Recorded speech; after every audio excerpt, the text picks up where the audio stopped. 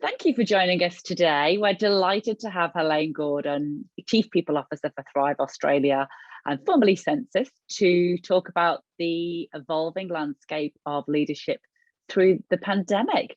So welcome, Helen, and perhaps you can start by telling us. Yeah, good, thank you. How has the pandemic shaped the HR and wider people agenda of your business? Yeah, look, I think it's certainly brought people and some of the challenges that we probably didn't think about quite so much before to the forefront. And I think it's allowed HR an amazing opportunity to step up and influence the workforce and the agenda of the organisation. For us, certainly, we've always played a role, but it really did address and play a role in the business costs and also performance. I think like many organisations at the start of pandemic, it feels like, March 2020 feels like a million years ago, but we didn't know. We didn't know how long this was going to go. We didn't know how long it was going to affect our customers, our business, or our revenue. So, we're very fortunate to, I suppose, take action very quickly. We've got our workforce remote, but I think from our perspective, we also asked our people to chip in as well so that we could try and mitigate some of those unknowns, reduce costs and try and ride things through, which I'm happy to talk more about, but very proud that our people, reduced to 80% for a few months to help us see that through. And then as a business, later in the year, even for some of those functions that didn't hit their STI KPIs, we were able to repay that kindness and make sure people receive their incentives. So yeah, I think from a business strategy impact, the workforce component, I think remote working, we're very fortunate that we were one of the first companies in Australia to be all to the cloud. So within a week, we could get 100% of our workforce remote without almost a hiccup. And then I think the other thing, which I'm really proud of my team for driving, was really that on steroids focus on health, well-being, mental health, checking in, which is so important. Yeah. And then I think the other thing, I look after comms and corporate affairs and other areas as well, but just the role that HR plays in being a constant agitator, advocate for good company communications. Happy to talk to the results, but that they were sort of the really critical things. Yeah, that gives a really good flavour of the success of of the business and your role within that. So yeah, wonderful. Thanks Helene. And we're in a situation now that I don't think any of us thought that we would be in again. But what do you see as the biggest challenge to overcome within the next 12 months? Yeah, look, I think there certainly are some, and even if we put it to past work from anywhere and lockdowns, which obviously several of our states are fully entrenched in at the moment, and that's a given. But if I look past that, as we start to try and normalise, I think a key criteria or key concern for me at the moment is around retention. I think it's going to be a big thing. And I don't think that's necessarily any of the faults of the organisation, the culture, the business that people are working for. I do just think people are looking for what's an adventure that they can possibly have. They can't travel, they can't holiday, but they need a change and a change of environment. So I think retention is going to be a really big thing. We've got limited ability to hire from overseas. So, that I won't call it a war for talent because that feels like the 2000s, but certainly retaining good people, attracting good people, and what makes you stand out, I think will be key front. I think balancing work from anywhere, which I can talk more about if you like, versus the need to collaborate will continue. How do you shape your future working environment? Because it's never, in my view, going back to the way it was.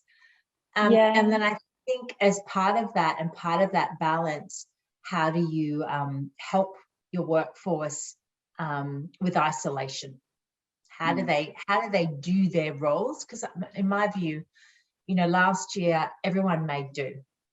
It was just buckle down, homeschool, do what you can, just do the best you can. Yeah. This year it formed a little bit more. But for us, Thryv Australia in August went to a work from anywhere, 100% remote environment. So really it's almost like relearning how do you do your job, relearning how does your team connect, how do you share information. And I think so many organisations are going to be going through that in the next 12 months as well.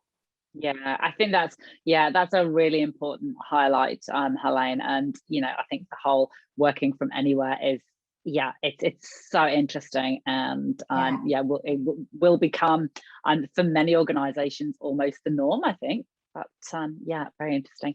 So what skills, and you've spoken about that, you know, the retention being a huge driver, you know, and people are talking about the great resignation because people want that change. So what skills and abilities do you think our next generation of HR leaders need to be focusing on now? So, you know, for example, you know, what do they need to have to lead teams in the future? And has this changed because of COVID? Yeah, look, I think there's probably some new skill sets that have come in or stimulated a more proactive voice for some that might be the new leaders. I hope that it's always been there in many organisations, and I hope I've tried to grow a team that feel they've had that. But you know, new skills, I think certainly the future of work and helping the business understand that, you know, global research of what other organisations are doing, how they're making it successful. You know, no longer thinking that it's just going to be the way it's been. So I think HR and future leaders have to continue to stimulate that conversation. I think there's a far greater, since the pandemic or since COVID, that has changed, is now that requirement to balance of business and individual needs. You know, prior to this, I think we would have been, I'll call it possibly a little bit more arrogant in many organisations, and mine was one. You know, you had to be seen, you had to be present. Remote working was ad hoc and really flexible working. Versus now, I think that sort of recognition of balancing individual and business needs will be critical to attract but also retain. So true. And I think certainly also with that will come the influential role HR plays in hiring. It has always been there, but I think it will become futurely more critical to hire the culture and what you're trying to create, because I think people over the next few years, I think they will select where they join and the companies they work for based on the offering of that business. You know, is it work from anywhere and that's attractive to them and works for their life? Great. Do they need that hybrid mix because they need to be around others and that's what makes them thrive? Then they'll go to those types of organisations versus potentially some that may want to be permanently on site, or their job or profession dictates that as a requirement. Great. And so then with that, how do we then develop the next generation of leaders in a more remote world? Crystal ball, what are your thoughts? Look, I've loved with my team over the last few years designing and implementing, which I've done in a few organisations, the real sort of emerging leaders identification and investment. So I think it has to still be on your radar. I think you need to make the time. I think you need to continue to identify and invest in those that might be the next generation of leaders. You need to be adaptive, whether that's in remote or face-to-face type environments. But I would always still encourage that you still need to create some forums, off-sites, development opportunities that can allow them to come together face-to-face and really tap in. How do you learn from others in the organisation? Now, whether that's mentoring programs, internal coaches and coaching skills, but learning from others within and externally, and actually just taking action, I think is the biggest thing. You know, there's lots of reading, there's lots of data, but not assuming it's a skill that you just pick up. Yeah, correct. Yeah. So I don't think the environment has changed that. I think it's just throwing a few different curveballs. I mean, I'm about to embark on a Cert 3, doing 3 days remotely, which I'm kind of like, oh, I'd rather be doing it as a residential. Yeah. But I think sort of making that balance that, you know, not everyone will learn really well, potentially in an open forum, and how can you get a balanced approach that really challenges and stimulates them and allows collaboration with others. Yeah. And you mentioned 2 key things, that balance and collaboration, and they're so important, aren't they? And they will be for, you know, the next generation of leaders. Absolutely. So, yeah. So how can companies balance culture fit with increasing organizational diversity when hiring? Yeah, look, I don't think that's something that's really changed or should have changed. I think, you know, HR plays, I believe, a stimulating role. You know, it is hopefully a skill set that we have, that we're good at, we've been doing for some time or learning, and do see it as part of the profession. I think it's our responsibility and duty to challenge the company culture, to challenge people leaders and their potential natural biases, and really, you know, present varied shortlists. Think differently about where you might attract or retain from. You know, don't be afraid to explore sectors and backgrounds that may not naturally, you know, we've been doing some of that lately with great launching Thryv software and different sales teams, but just having leaders that are open to look at hospitality or retail people, not just saying they must have come not that tunnel vision. I think that's really important. And then I think, you know, just the process for recruitment hasn't changed since I was doing it a long time ago.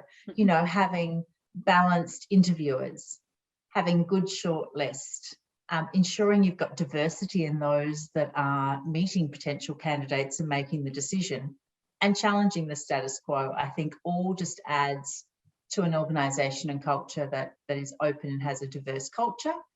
And I'm a really big and passionate believer, regardless of whether you're hiring an executive, direct report to a CEO, or whether you're hiring someone in a more junior role, of really setting the tone and making sure your people leaders or hiring managers can talk about the company. They can talk about the strategy. They can talk about the vision. They can help a potential candidate understand how their role and the work they do will fit in to deliver those aspirational goals. And it's, you know, it's 10 minutes at the start of an interview or 5 minutes, but it's a setup that I think so many people leaders or hiring managers don't do. They jump straight into, can you do this? Especially technical IT, they're all like, I agree. Everything you can do. And really just that 5-minute setup, I think, is like the hook that someone's like, oh, they're doing amazing things. I want to work there and I want to work with them. And then the skills and the job kind of is a little bit almost secondary. Of course, you probe into it and you ask lots of great questions. But I think that's a way of, you know, balancing and getting a diverse range of people with amazing skills interested in wanting to work for you. Absolutely. And it's so true, Helene. It's that hook. And, you know, what we're seeing in the market at the moment is that, you know, candidates, with it being a candidate short market, as we all know, but they are extremely interested in the business. You know, what's the growth agenda of the business? So it's going to be even more important for leaders and hiring managers to be able to really sell, you know, why this candidate should come and work for us. Yeah. I think that's even more prevalent. You know, you're seeing it, I'm sure, as are we, where candidates have got multiple things in play, probably more than ever before at the same time. So I think, you know, again, good discipline, planning, spaces in diaries and moving at pace. Correct. So no longer do you have the luxury to sit and debate and, oh, there might be someone better out there that might come up in a few weeks. You know, it doesn't mean choosing the wrong candidates or the wrong reasons or a poor cultural fit. I think it's just an acknowledgement that now you need to be prompt, professional. Recruitment is a profession and a serious role of being a hiring manager, and you need to move at pace. Yeah, no, absolutely. And finally, Helene, what are the best inclusion strategies you've seen in the workplace? Yeah, look, it's an interesting question because for us, we are very fortunate at Thryv Australia. That's actually one of our highest scores in our engagement surveys around a diverse and inclusive workforce. So, you know, for me, we haven't had to put loads of specific kind of strategies in place. But, you know, I think for us, it's probably less about inclusion strategies and probably more about an overall, I'll sort of say, company culture. I think big things that drive that for us are transparency of communications, you know, making sure that they have very regular, ensuring that they break down silos across organisations or functional sort of only thinking of yourself. I think recognition and support of all is critical. You know, making sure in all of the aspects, whether it's reward and recognition or performance reviews and appraisals or incentives or succession planning, all of those things, not necessarily having strict rules, but certainly having an awareness of, oh, that doesn't look right. We seem to have a trend towards one function, one gender, one type of role layering, or we're closer to our senior leaders than our more junior roles. So I think a very deliberate focus from your leadership team is amazing.